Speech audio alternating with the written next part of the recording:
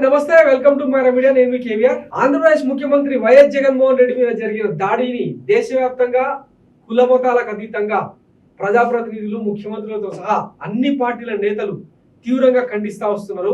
ఈ నేపథ్యంలో జాతి మొత్తం ఆయనకు అండగా నిలబడుతున్న సందర్భంలో ఈ టీడీపీ పచ్చమంద మాత్రం సోషల్ మీడియాలో వికృతానందం పొందుతూ పచ్చ పైశాచిక ఆనందాన్ని జనం మీద రుద్దే ప్రయత్నం చేస్తున్నారు. దాడిపై టీడీపీ వికృతానందం, అందరూ తమలాగే ఆలోచిస్తారనే భ్రమలో చంద్రబాబు, సిగ్గులేని చంద్రబాబు నీచ రాజకీయానికి ఇది పరాకాష్ఠగా మారింది. ఒకసారి ఆ పోస్ట్ లేని వాళ్ళు పెడుతున్న పోస్ట్ లేని ఒకసారి చూసే ప్రయత్నం చేద్దాం. ఇది నారా లోకేష్ పెట్టిన ట్వీట్. రాయి రాయి ఎక్కడి నుంచి వచ్చావు, ఎక్కడి నుంచి వస్తా, తాడేపల్లి ప్యాలెస్ నుంచి వచ్చా, కొత్తగా ఏదైనా ట్రై చేయగలని చెప్పి పెడుతున్నాడు. కోడి కత్తి డ్రామా అంట. 2019లో ఈ కత్తితో వైజాగ్ లో సీను అనేటోడు వైఎస్ జగన్మోహన్ రెడ్డి భుజం మీద ఎట్లయితే గాయపరిచిందో అప్పుడు దీన్ని కోడి కత్తి డ్రామా అన్నారు. ఇప్పుడు గులకరాయి డ్రామా అంట. ఇది వీళ్ళ ఒక పార్టీ వర్కింగ్ ప్రెసిడెంట్, యాక్టింగ్ అంటే వారసుడు చంద్రబాబు నాయుడు, రాజకీయ వారసుడు, వాని తెలివి ఇది అనమాట. ఇంకా పోతే బోండా ఉమా, కొండ మీద అమ్మవారు కొండ కింద కమ్మవారు అంట. విజయవాడలో అంబేద్కర్ విగ్రహాన్ని చూసి జీర్ణించుకోలేక జగన్ గారిపై పచ్చముడ్డ దాడి అని చెప్తే దాని కింద ఇట్లాంటి పోస్టులు పెడతా ఉన్నారు అనమాట. చంద్రబాబు ఏమో ఇంత హుందాగా, ఈయన లోపల కూడా కసి ఉంటది కానీ ఏ రోజు కూడా తన పైత్యాన్ని, తన పైశాచిక ఆనందాన్ని బయట పెట్టుకోడు. ఎంతసేపు ఉన్న కార్యకర్తలను ఉసుకో అంటే వాళ్ళు డిస్కో ఆడాలి. ఇట్లా మిగతా కింది స్థాయి క్యాడర్ అంతా రెచ్చిపోయి వాళ్ళు జైళ్లకు, కేసులలో తిరగాలన్నమాట. ఇది చంద్రబాబు హుందాతనం. తెలుగుదేశం పార్టీ అఫీషియల్ వెబ్సైట్ లో కనిపించింది. కంటిపై గాయం కారణంగా 2 వారాలు కాళ్ళతో నడవకూడదని సూచించిన వైద్యులంట. ఒకసారి చూడండి, ఈ స్లోగన్స్ ఎట్టున్నాయి. కంటికి గాయం అయితే 2 వారాలు కాళ్ళతో నడవకూడదని సూచించిన వైద్యులు అంట. ఈ పెండ మెదలను ఏమందాం, ఈ మందబుద్ధి మెదలను. జరిగింది కంటి మీద దాడి, దానికి సంబంధించి బెడ్ రెస్ట్ తీసుకోవాలి. ఎందుకంటే ఆయన 5.5 కోట్ల మంది ఆంధ్రులను రిప్రజెంట్ చేస్తున్న వ్యక్తి. అట్లాంటి వ్యక్తి అంటే యాక్టివ్గా ఉండాలి, ఆరోగ్యంగా ఉండాలి, అట్లయితేనే పాలన సజావుగా సాగుతుంది అన్నది ఒక థీమ్, ఒక సంప్రదాయం. ఆ కోణంలో వైద్యులు ఎవరైనా కూడా స్టిచెస్ వేసి కొంచెం ఇంజెక్షన్లు ఇవన్నీ ఉంటాయి కదా, యాంటీబయాటిక్స్, ఇవన్నీ వేసినప్పుడు కొంత బెడ్ రెస్ట్ అవసరం అని చెప్తారు. కంటికి గాయం అయితే కాళ్ళతో నడవద్దని డాక్టర్లు నీకు చెప్తారా? ఎర్రి సిగ్గుండాలి కదా కొంచెం. నీ నటనకు నవత తరగని యువత, నీరస హృదయం, రాయని కవిత, అభినయశ్రీ కానీ ఇక దశావతారం సంఘులు ఇట్లా ప్రజెంట్ చేస్తా ఉన్నారు అన్నమాట. తెలుగుదేశం పార్టీ వెబ్సైట్ లో వచ్చిన పోస్టులు ఇవి. దెబ్బ తగిలిందని నటించబోయే ముందంట, కెమెరా ముందు నటించేటప్పుడు అంట. ఇట్లాంటి పోస్టులు పెట్టిన వాళ్ళను ఏ చెప్పుతో కొడితే వీళ్ళకి బుద్ధి వస్తుంది. ఇవే కాకుండా ఒకసారి ముగ్గురు మధ్య తేడా చూడండి. జ్వరం వచ్చినా, కంటి ఆపరేషన్ అయినా హైదరాబాద్ కు ఇద్దరు పరిగెడతారు. కానీ ఈయన మాత్రం గవర్నమెంట్ ఆసుపత్రికి వెళ్ళి అక్కడ స్టాఫ్ తో ఫోటో, అంటే ఎప్పుడు జనం మధ్యలోనే ఉండాలనేది జగన్ కాన్సెప్ట్. వీళ్ళేమో ఇట్లా ప్రైవసీ కోరుకుంటారు. కొందరు అజ్ఞానుల వాదన ప్రకారం జైల్లో దోమలతో కుట్టిస్తున్నారు. అప్పట్లో ఈయన రాజమండ్రి జైల్లో ఉన్నప్పుడు TV5 సాంబడు మాట్లాడాడు కదా, జైల్లో దోమలకు ఇంజక్షన్లు ఇచ్చి విషవాయువులు నింపి వాటిని కరెక్ట్ గా ఆయన ఉంటున్న స్నేహ బ్యారక్కే పంపించేలాగా ఎలక్ట్రానిక్ దోమల్ని రెడీ చేసి పంపిస్తారని చెప్పి వాడు మనిషో లేకపోతే దునపోతో జర్నలిస్టో అర్థం కాదు, ఇట్లాంటి కథలు అల్లుతారు అనమాట. వీళ్ళు ప్రచారంలో బ్లేడ్తో కోస్తున్నారని పవన్ కళ్యాణ్ మాట్లాడతారు.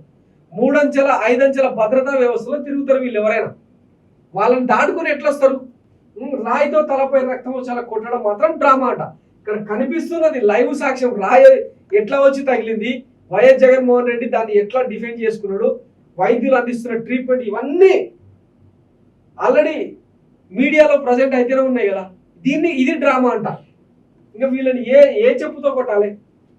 ఒకవైపు దేశవ్యాప్తంగా ఆయనకు కండోలెన్స్, సానుభూతి వ్యక్తం అవుతుంటే, సాక్షాత్తు ప్రధాని నరేంద్ర మోడీ ఎక్స్లో ముఖ్యమంత్రి వైఎస్ జగన్మోహన్ రెడ్డి త్వరగా కోలుకోవాలని భగవంతుని ప్రార్థిస్తున్నా, ప్రజాస్వామ్యంలో హింసకు తావలేదని స్టాలిన్ తమిళనాడు ముఖ్యమంత్రి స్పందించారు.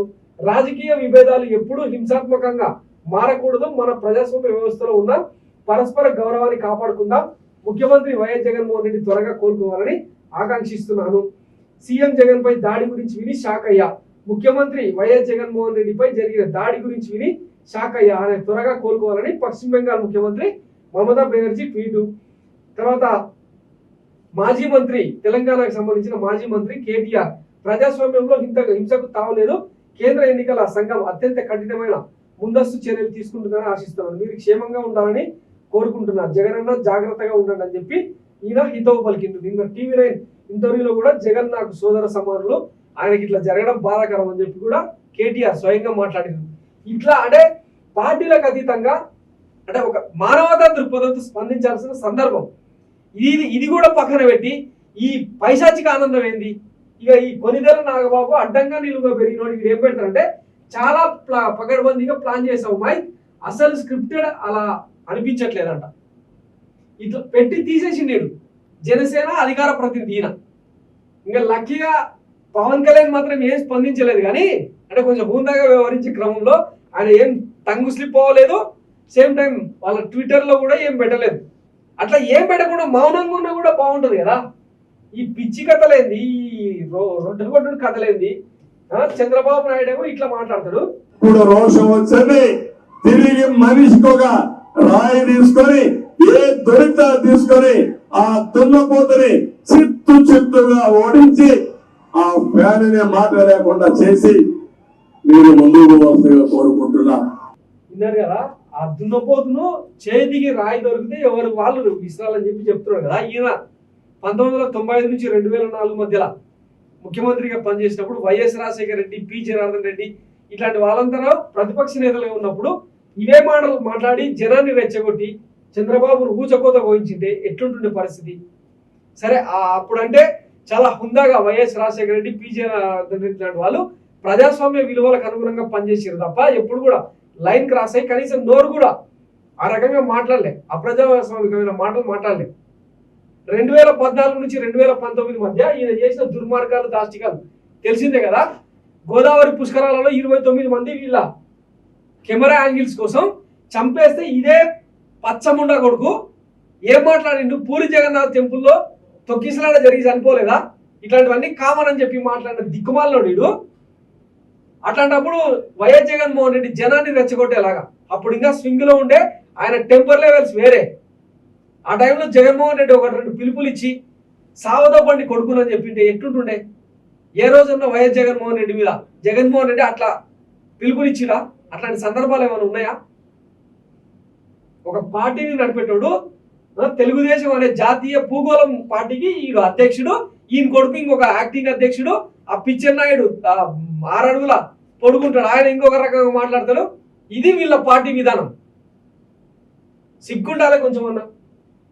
ఈ దాడి ఎవరు చేసిందని పోలీసు వాళ్ళు కనిపెడతారు. ఒకవేళ వీళ్ళ హస్తం ఉందని కనుక తేలితే ఆంధ్రప్రదేశ్ ప్రజలు ఇక రేపు ఓట్లతో వాత పెట్టడానికి సిద్ధంగా ఉన్నారు. చూద్దాం ఇక ఏం జరుగుతుంది. మే 13 ఎట్లాగో తీర్పు వచ్చే సందర్భంలో ఈరోజు ఆ మహనీయుడు పుట్టినరోజు సందర్భంగా డాక్టర్ బాబాసాహెబ్ అంబేద్కర్ జయంతి సందర్భంగా మీరు చేసిన ఈ దాడి ఏదైతే ఉందో, ఈ సోషల్ మీడియా దాడి, ఆ రాయి ఎవరు కొట్టిన తర్వాత కానీ దాన్ని అడ్డం పెట్టుకొని మీరు చేస్తున్న ఈ హేయమైన చర్య ఏదైతే ఉందో దీనికి వాత పెట్టే రోజు. బాబాసాహెబ్ అంబేద్కర్ ఇచ్చిందే బ్యాలెట్ అస్త్రం, ఓటు వజ్రాయుధం, దాన్ని సానుకూలంగా వాడుకోండి అని ఆయన చెప్పిండు. దాన్ని ఎట్లా వాడతారు ఆంధ్రప్రదేశ్ ప్రజలు అనేది రేపటి ఎన్నికల్లో తేలుతుంది. చూద్దాం. Thanks for watching Myra media. నేను మీ కేవీఆర్. Thank you.